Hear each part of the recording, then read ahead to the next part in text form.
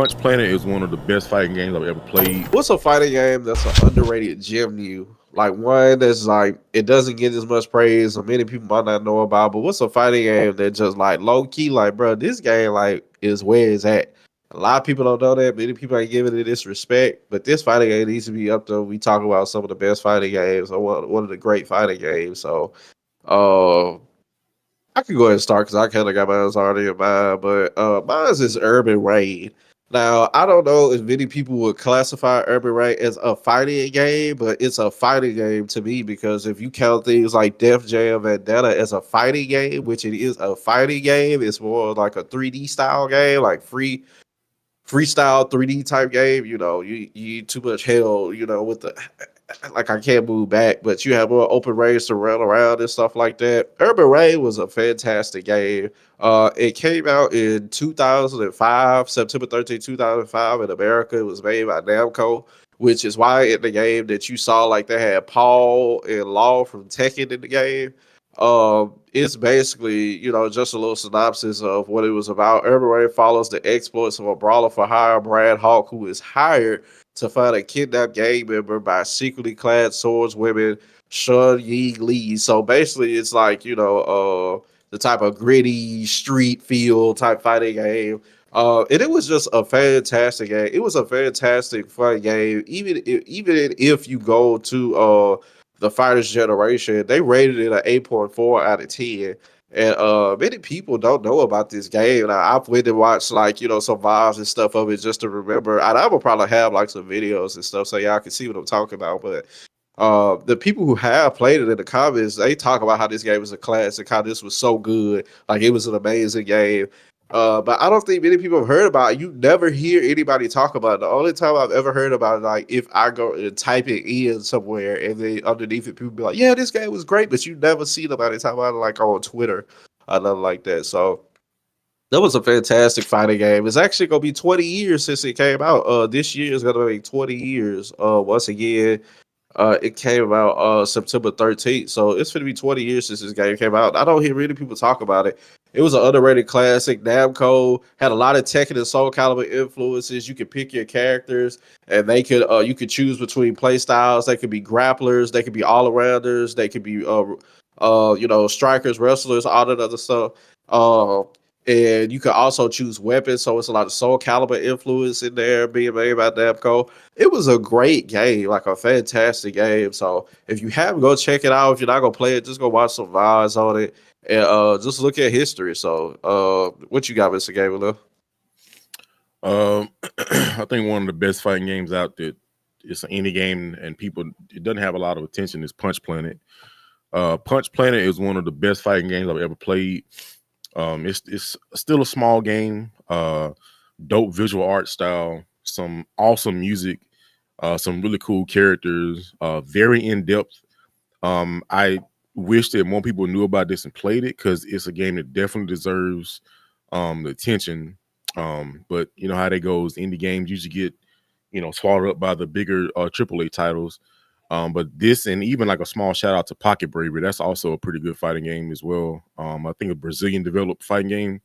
But yeah, I think I started playing Punch Planet in like 2021, I think.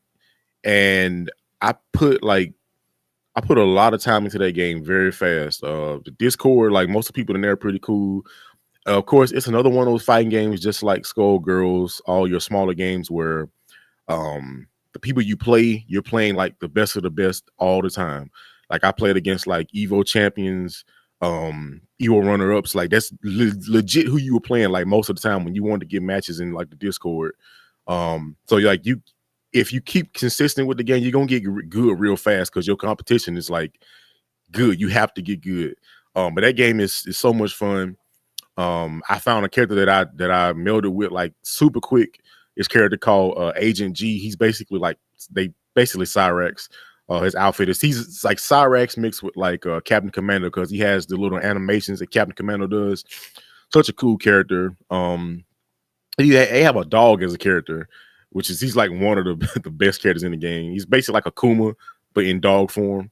If you can imagine that, a dog just basically has a demon flip and all kind of crazy shenanigans. But yeah, it's such a great game. It's developed by developed by Sector K Games. Let's see, I think it dropped on the November the 8th, 2017, I believe.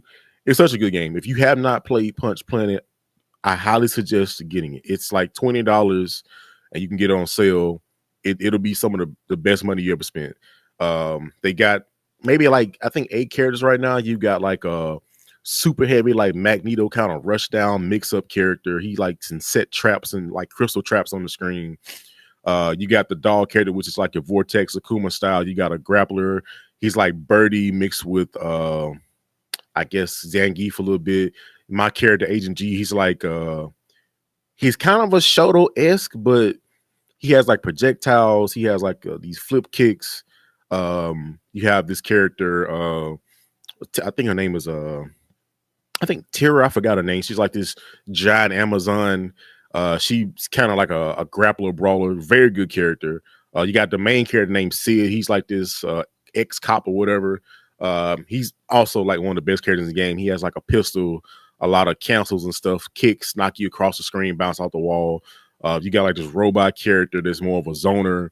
And you have, I think there's one more. The chick, she's like a soldier. She has a mercenary. She's like a knife character, kind of rushdown character. It's a really fun game. A lot of good characters, good soundtrack. The online is pretty solid. Like I said, most people in Discord are pretty cool, so you can get matches. It's just a great game. The mechanics are dope. The mechanics are kind of similar to Street Fighter 4. You have like a parry system. You have a FADC style system. Yeah, if you have not played Punch Planet, I would suggest it. It is a very solid fighting game. I would say another underrated gem, even though we've talked bad about this game, and this is just a game that I have a love-hate relationship with. But I think Fighting EX Layer is really an underrated gem. Now the online is garbage. That's facts. You know, the execution is, stricter than Mr. Krabs' budget.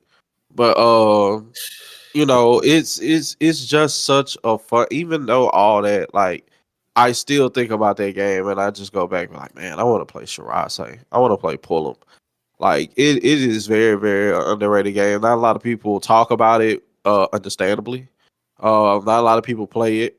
Understandably, but it's just a fantastic game. Like it was fun playing it through all the struggles. It's just like a game that for some reason you kept wanting to press that play button. So I hope another Fighting EX Layer comes out. And I mean, even the modern controls on that thing was just like, shoot, I can't get the execution for the modern to come out. But I feel like I hope they release another one with less strict execution and better online. But I don't know, that might be far fetched because Fighting EX Layer was kind of like a dream project. It didn't have a lot of budget, and I was hoping it sold well. And I don't know if it did. I would probably say it did. But I hope we get another one. Even if that means we got to get a Street Fighter EX. Let's go ahead and do that because Fighter EX Layer is fantastic. So, I don't have anything else. You got anything else?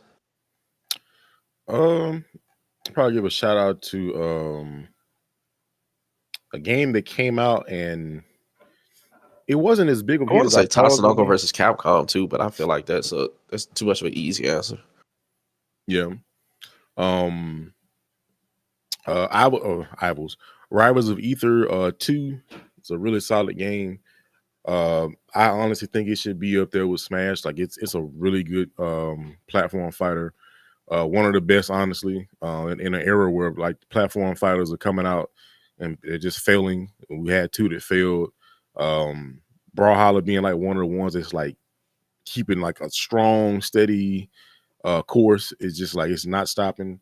I got to shout out Rivals of Ether. I know it's like the first one was well received, the second was like well received, but not as much as I thought it was going to be because it was an improvement. It was the game looks great, it runs great.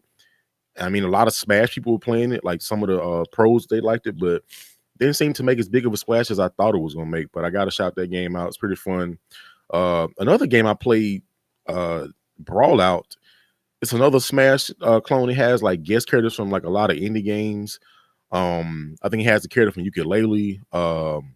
Hyper Light Breaker, I believe, has that character. It's actually a pretty fun game. Uh, more, it's funny because I feel like this game is better, is more well made than better made than like Nick All Stars or something like that. But it's just like these games just don't get the attention, I guess, because they're just like AA games. But yeah, those two games, like I said earlier, Pocket Bravery. There's even another pretty cool, like very cheap indie fighting game called Battle High 2 A Plus.